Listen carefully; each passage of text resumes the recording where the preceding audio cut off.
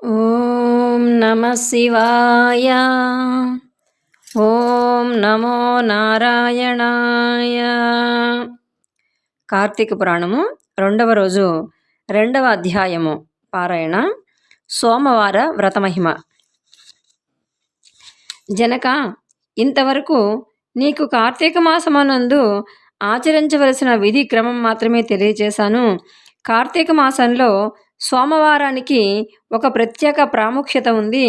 కాబట్టి సోమవార వ్రత విధానాన్ని, దాని మహిమను గురించి వివరిస్తాను, సావధానుడవై ఆలకించు అని చెప్పి, కార్తీక మాసములో సోమవారము శివునకు అత్యంత ప్రీతికరమైనటువంటి రోజు.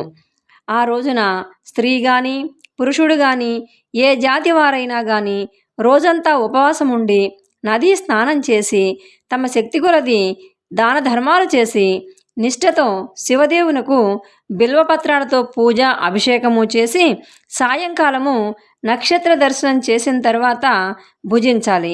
ఈ విధంగా నిష్ఠతో ఉండి ఆ రాత్రి అంతా జాగరణ చేసి పురాణ పఠనం చేసి తెల్లవారిన తర్వాత నదికి వెళ్ళి స్నానం ఆచరించి తిలదానము చేసి తమ శక్తి కొలది పేదలకు అన్నదానం చేయాలి. అట్లా చేయలేని వారు కనీసం 3 బ్రాహ్మణులకైనా తృప్తిగా భోజనం పెట్టి తాము భుజించాలి. ఉండగలిగిన వారు సోమవారం నాడు 2 పూట్ల భోజనం కానీ ఏ విధమైన ఫలహారం కానీ తీసుకోకుండా ఉండటం మంచిది. ఈ రకంగా కార్తీక మాసం ముందు వచ్చు సోమవారం వ్రతం చేసిన ఎడల పరమేశ్వరుడు కైలాస ప్రాప్తి కలిగించి శివ సన్నిధికి చేర్చును. భర్త లేని వితంతువు సోమవార వ్రతమును ఆచరించి శివపూజ చేసినచో కైలాస ప్రాప్తియు, విష్ణు పూజ చేసినచో వైకుంఠ ప్రాప్తియు పొందును. దీనికి ఉదాహరణగా ఒక ఇతిహాసం కలదు, దాన్ని నీకు చెప్తాను, శ్రద్ధగా విను అని చెప్పి వశిష్ఠుల వారు జనక మహారాజుతోటి ఇలా చెప్తున్నారు. కార్తీక సోమవార ఫలముచే కుక్క కైలాసమును పొందుట. పూర్వకాలమున కాశ్మీర దేశంలో ఒక బ్రాహ్మణుడు కలడు. అతడు పురోహిత వృత్తిని చేపట్టి తన కుటుంబాన్ని పోషించుకుంటూ ఉండేవాడు. అతనికి చాలా రోజులకి ఒక కుమార్తె కలిగింది. ఆమె పేరు స్వాతంత్ర్య నిష్ఠురి. తండ్రి ఆమెను సౌరాష్ట్ర దేశీయుడగు మిత్రశర్మ అను సద్బ్రాహ్మణ యువకునికిచ్చి పెండ్లి చేసెను. ఆ బ్రాహ్మణ యువకుడు 4 వేదములు శాస్త్రములను అభ్యసించిన వాడైనందున సదాచార సంపన్నుడై ఉన్నాడు. అతడు భూతదయ కలిగినవాడు, నిత్య సత్యవాది, నిరంతర భగవన్నామస్మరణ చేస్తూ ఉండేవాడు. ఇటువంటి ఈ ఉత్తమ పురుషుని లోకులందరూ కూడా అపర బ్రహ్మ అని చెప్పుకుంటూ ఉండేవాళ్ళు. ఇటువంటి ఉత్తమ పురుషుని భార్యకు నిష్ఠురి యవ్వన గర్వముతో కన్ను మిన్ను కానక పెద్దలను దూషిస్తూ అత్తమామలను భర్తను తిట్టుతూ కొడుతూ వ్యభిచారిణి అయి తన ప్రియులు తెచ్చిన తినుబండారాలు, బట్టలు, పువ్వులు ధరిస్తూ దుష్టురాలై తిరుగుతూ ఉండంగా వంశానికి అప్రతిష్ట తెస్తున్నందున అత్తమామలు ఆమెను తమ ఇంటి నుండి వెడలగొట్టిరి. కానీ శాంత స్వరూపుడుగు ఆమె భర్త మాత్రము ఆమె ఎందు అభిమానం పోక ఆమె ఎంతటి నీచకార్యములు చేసినను సహించి చీ పొమ్మనక విడువక ఆమె తోడనే కాపురం చేస్తూ ఉన్నాడు. కానీ చుట్టుపక్కల వారు ఆ నిష్ఠురి గయ్యాళితనమును కేవగించుకొని ఆమెకు కర్కస అనే ఎగతాళి పేరు పెట్టి అది మొదలు ఆమెను కర్కస అని పిలుస్తూ ఉండేవారు. ఇట్లు కొంతకాలం జరిగిన పైన ఆ కర్కస ఒకనాటి రాత్రి ఏకశయ్యపై తన భర్త గాఢ నిద్రలో ఉన్న సమయం చూచి మెల్లగా లేచి తాళి కట్టిన భర్త అన్న విచక్షణ గాని దయా దాక్షిణ్యాలు గాని లేక ఒక బండ రాతిని తెచ్చి అతని తలపై గట్టిగా కొట్టినది. వెంటనే అతడు చనిపోయెను. ఆ మృతదేహమును ఎవరి సహాయము అక్కరలేకని అతి రహస్యంగా దొడ్డిదారిని గురిపోయి ఊరి చివరనున్న పాడునూతిలో పడవేసి పైన చెత్తా చెదారముతో నింపి ఏమీ ఎరుగని దానికి మెల్లే ఇంటికి వచ్చింది. ఇక తనకు ఏ ఆటంకములు లేవని ఇంకా విచ్చలవిడిగా సంచరిస్తూ తన సౌందర్యమును చూపి ఎందరినో క్రీగంటనే వశపరుచుకొని వారల వ్రతము పాడు చేసి నానా జాతి పురుషులతోడు రమిస్తూ వర్ణ సంకరురాలయ్యింది. అంతేకాక పడుచు కన్యలను, భర్తలతో కాపురం చేస్తున్న పడుచులను తన మాటలతో చేరదీసి వారికి కూడా దుర్బుద్ధులు నేర్పి పాడు చేసి వాడి వద్ద నుండి కూడా ధనార్జన చేయసాగింది. జనకరాజా, యమన బింగం ఎంతో కాలం ఉండదు కదా. కాలం ఒక్క రీతిగా నడవదు. క్రమక్రమముగా ఆమెలోని యవ్వనము నశించింది. శరీరమందు మేహ వ్రణములు బయలుదేరినవి. ఆ వ్రణముల నుండి చీము, రక్తము, రసి కారుట ప్రారంభమయ్యను. దానికి తోడు శరీరమంతా కుష్ఠవ్యాధి బయలుదేరి దుర్గంధము వెడలుతున్నది. దినదినమునకు శరీర పటుత్వము కృషించి కురూపి అయి భయంకర రోగములతో బాధపడుతోంది. ఆమె యవ్వనంలో ఉండగా ఎన్నో విధాల తృప్తి కలిగించిన విటులు ఏ ఒక్కరూ ఇప్పుడు ఆమె వైపు తొంగి చూడరైరి. ఆ పరిసర ప్రాంతానికి వెళ్ళిన ఎడల తమనెట్లయినా పలకరిస్తుందేమో అని చెప్పి ఆ వీధి వైపు కూడా వెళ్లకుండిరి. కర్కస ఇట్లా నరకబాధలు అనుభవిస్తూ ఉండంగా పురుగులు పడి కొంతకాలానికి చనిపోయింది.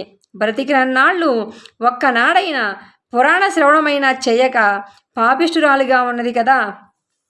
చనిపోయిన వెంటనే భయంకరులైన యమభటులు ఆమెను కొనిపోయి ప్రేతరాజుకు యముని సన్నిధిలో ఉంచగా యమధర్మరాజు చిత్రగుప్తుల వారిచే ఆమె పాపపుణ్యాల జాబితాను చూపించి, భటులారా, ఈమె పాపచరిత్ర అంతా ఇంత కాదు, వెంటనే ఈమెను తీసుకువెళ్ళి ఎర్రగా కాల్చిన ఇనుప స్తంభమునకు కట్టబెట్టుడు అని ఆజ్ఞాపించెను.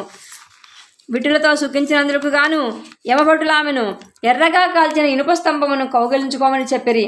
భర్తను బండరాతితో కొట్టి చంపినందుకు గాను ఇనుప గదలతో కొట్టిరి.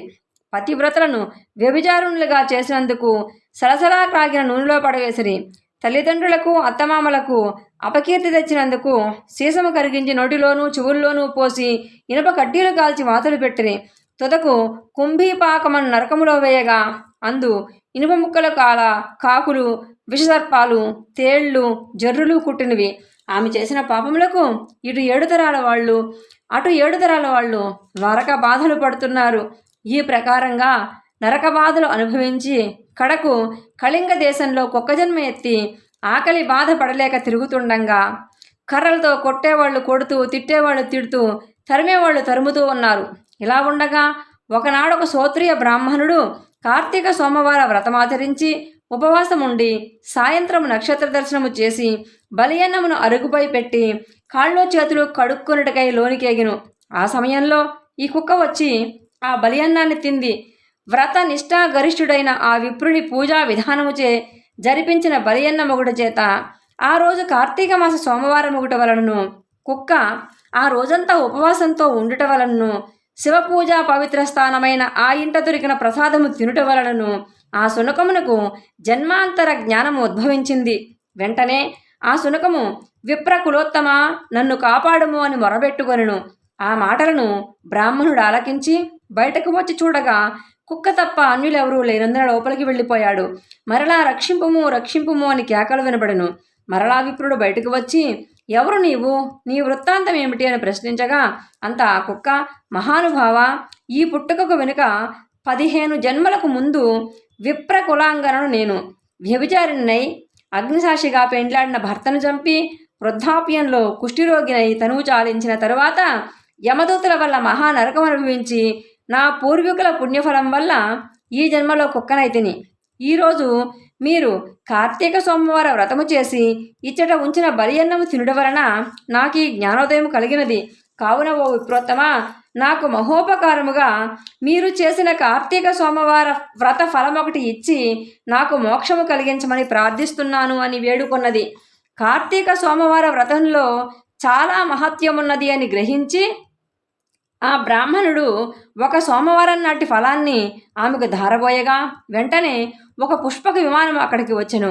ఆమె అందరికీ నమస్కరించి అక్కడి వారందరూ చూస్తూ ఉండంగానే ఆ విమానం ఎక్కి శివ సాన్నిధ్యమును కేగెను. వింటివా జనక మహారాజా, కావున నీవును ఈ కార్తీక సోమవార వ్రతమాచరించి శివ సాన్నిధ్యము పొందుము అని వశిష్ఠుల వారి హితబోధ చేసి ఇంకను ఇట్లా చెప్తున్నారు. ద్వితీయాధ్యాయము 2వ రోజు పారాయణ సమాప్తము. ఓం నమ శివాయ. ఓం నమో నారాయణాయ.